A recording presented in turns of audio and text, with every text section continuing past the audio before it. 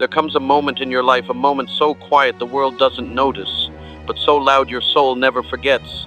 When you look in the mirror and realize you're done betraying yourself. You're done shrinking to fit in. You're done apologizing for breathing air. You're done negotiating with your own worth. That moment, that's when self-respect is born. And not the kind of self-respect that wears a fake smile, dressed up in pride or perfectionism. I'm talking about the real thing, the sacred kind, the kind you earn in silence, through choices no one sees, through battles no one cheers for, through decisions that cost you comfort but win back your soul. It doesn't come with applause, it doesn't come with followers, it doesn't even come with a thank you. But it changes everything. Because once you respect yourself, truly, deeply, relentlessly, you stop living like a beggar at your own banquet. You stop tolerating crumbs when you were born to feast. You stop waiting for the world to crown you. And you realize you were the kingmaker all along. But how do you know you've arrived? How do you know this isn't just another motivational phase, another temporary burst of willpower before the next collapse? You'll know by the signs. Not the ones written in stars, but the ones etched into your daily life. Your thoughts, your decisions, your energy. The first sign? You've stopped explaining yourself. There was a time when you over-explained everything, your boundaries, your dreams, your silence. You used to fear being misunderstood, like it was a death sentence. But now you realize that clarity is a gift, and misunderstanding is the price some will pay for not earning access to you. Lincoln didn't explain his conviction to every critic. Edison didn't justify every failed experiment. Carnegie didn't write essays to silence his doubters. They moved, they built, they lived, and the world adjusted. So do you. Respecting yourself means you no longer seek permission to be what you already are. And that brings us to the next sign. You say no without guilt. This one is brutal, because for years you were trained to please. You were praised for being agreeable, for being flexible, for being nice. But now you understand, every yes you gave away to please others was a no you stole from yourself. You've learned that no is not rejection, it's protection. It's sacred. It's a gatekeeper of your energy, your peace, your focus. And every time you say it, not out of spite, but out of alignment, you grow stronger. More whole, more rooted. People might call it selfish. Let them. Because the ones who love the real you will never be threatened by your boundaries. They'll be inspired by them. Then you'll notice another change. You stop chasing people who ignore your worth. You used to send the texts first, initiate the conversations, try to fix relationships built on unspoken resentment and lopsided effort, but not anymore. Now you understand that respect is not something you beg for, it's something you command by the way you carry yourself. It was Ford who said quality means doing it right when no one is looking. That includes how you treat yourself when others stop looking, when they ghost you, dismiss you, forget you.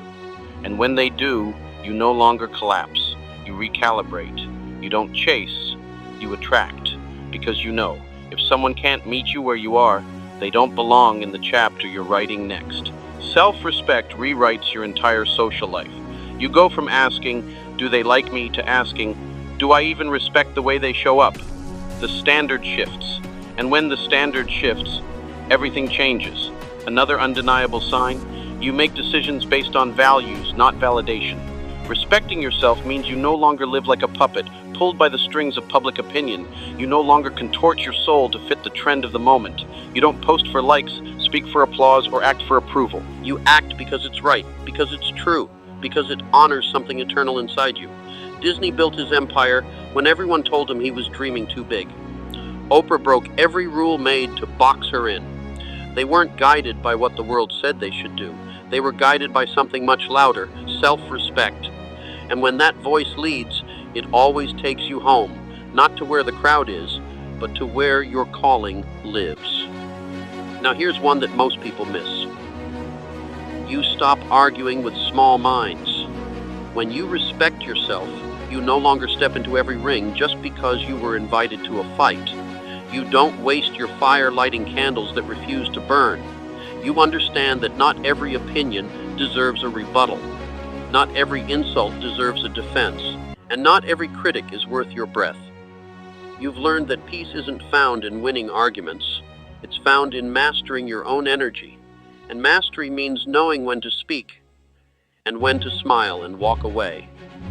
Like Marcus Aurelius wrote, you have power over your mind, not outside events. Realize this, and you will find strength. Self-respect doesn't roar, it radiates. And when you live in that space, the world begins to move around your stillness. Another sign? You invest in your growth even when no one's watching.